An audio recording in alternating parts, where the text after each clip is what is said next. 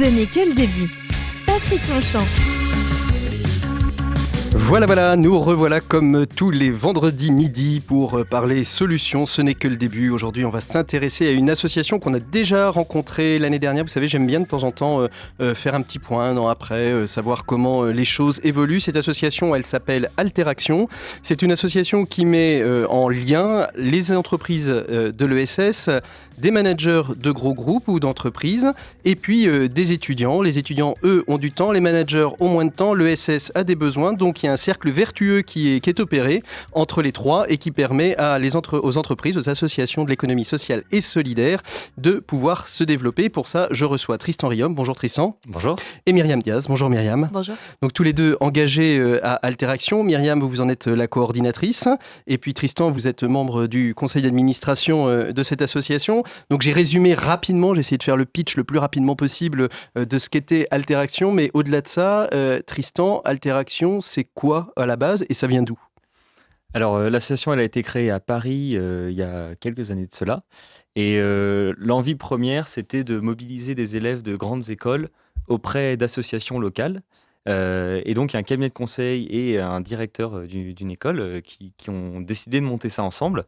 Et donc, on mobilise ces étudiants en utilisant ce qu'ils savent faire, c'est-à-dire travailler en groupe, travailler avec d'autres étudiants, et sur un temps assez court, le temps d'un semestre. Pourtant, on m'avait dit que les étudiants étaient de plus en plus individualistes, qui vivaient derrière leur smartphone et leur tablette, et que la notion de collectif, c'était pas vraiment leur truc. Ah, mais oui, mais justement, alors on fait entre les deux parce qu'on leur apprend à travailler ensemble de manière collaborative en utilisant, pourquoi pas, des outils numériques. Non, on n'est pas individualiste, il faut juste nous montrer comment se mobiliser. Alors, vous, Tristan Riom, c'est vous qui avez amené Alteraction de Paris à Nantes.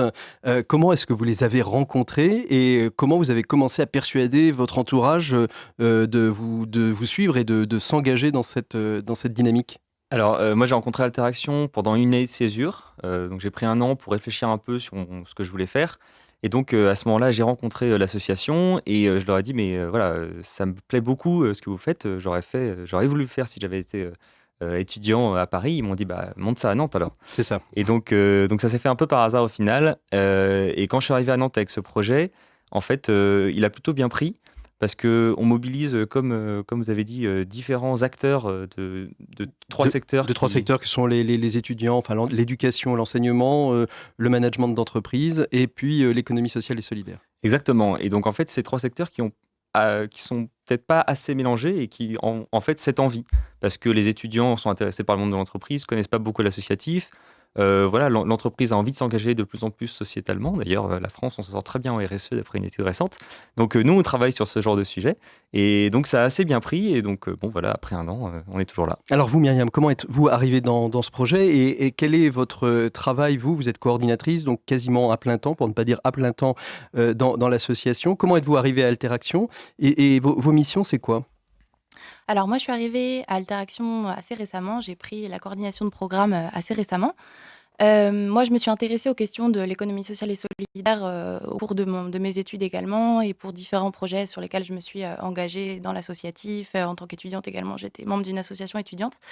J'ai entendu parler d'Alteraction et j'ai été séduite par le concept justement de créer des forces entre les différentes forces de la société, créer des synergies et répondre finalement, nous, à Alteraction, on propose une réponse à tous ces besoins qui sont convergents et on va mobiliser des étudiants, des managers et des associations. Vous avez été vous-même en situation d'être un alteractif, comme on appelle cela, c'est-à-dire en action dans un programme Alteraction ? Moi, dans mon cas, j'ai pas été alteractive. Je suis en contact avec énormément d'étudiants qui sont mobilisés déjà l'année dernière suite au travail de Tristan de déploiement du projet à Nantes.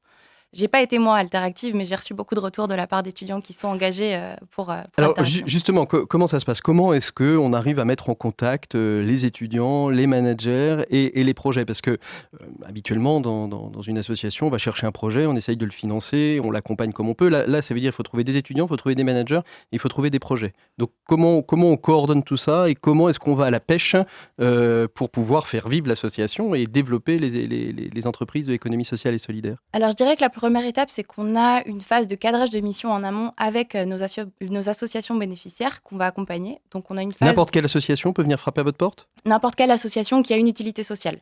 Donc, elles ont, des besoins de structuration, des besoins de développement, une problématique. Et nous, on va être là pour répondre à cette problématique. On va, avec les outils que nous, on utilise, on va cadrer ce besoin. Alors, une entreprise qui a une utilité sociale, c'est quoi exactement concrètement, lesquels vous avez accompagnés ? Alors, l'année dernière, depuis qu'on est présent à Nantes, on a accompagné plusieurs structures. Donc, on accompagne des ONG, des associations, des entrepreneurs sociaux qui ont à cœur de mettre la solidarité et une utilité sociale au cœur de leur projet. Donc, par exemple, pour donner des exemples, on a accompagné une structure, par exemple, comme l'école de la deuxième chance. Tout à fait, sur l'insertion des jeunes en difficulté en décrochage scolaire. On a accompagné, par exemple, la monnaie locale du réel, sur une étude de faisabilité pour l'utilisation de cette monnaie pour des personnes en situation de précarité. Donc en fait, nous, on a cette phase de cadrage en amont avec les associations bénéficiaires.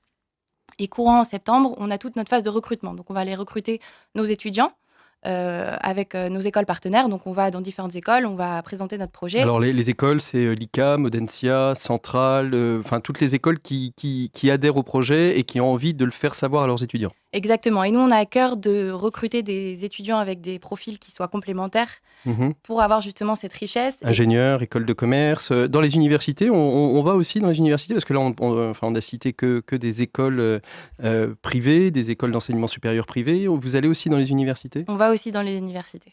Très bien. Alors, si les étudiants veulent vous contacter parce qu'ils sont intéressés, ils écoutent Ce n'est que le début, ils ont envie de s'investir dans Alteraction, ils peuvent vous appeler. Ils peuvent nous appeler, on a un formulaire de candidature qu'on peut trouver sur notre site internet.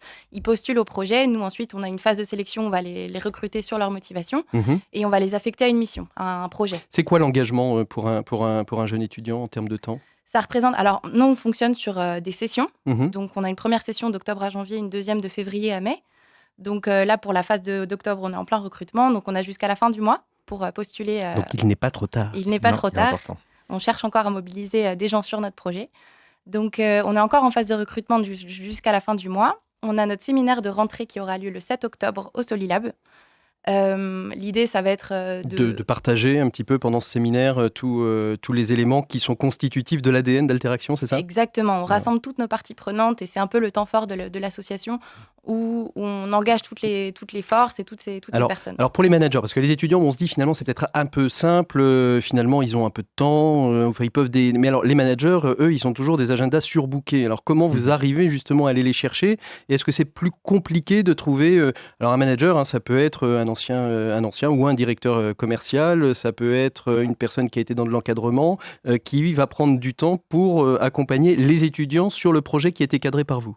Alors effectivement, nous, les managers qu'on peut recruter, ça peut être des personnes qui volontairement ont envie de s'engager pour des projets d'utilité sociale sur le territoire.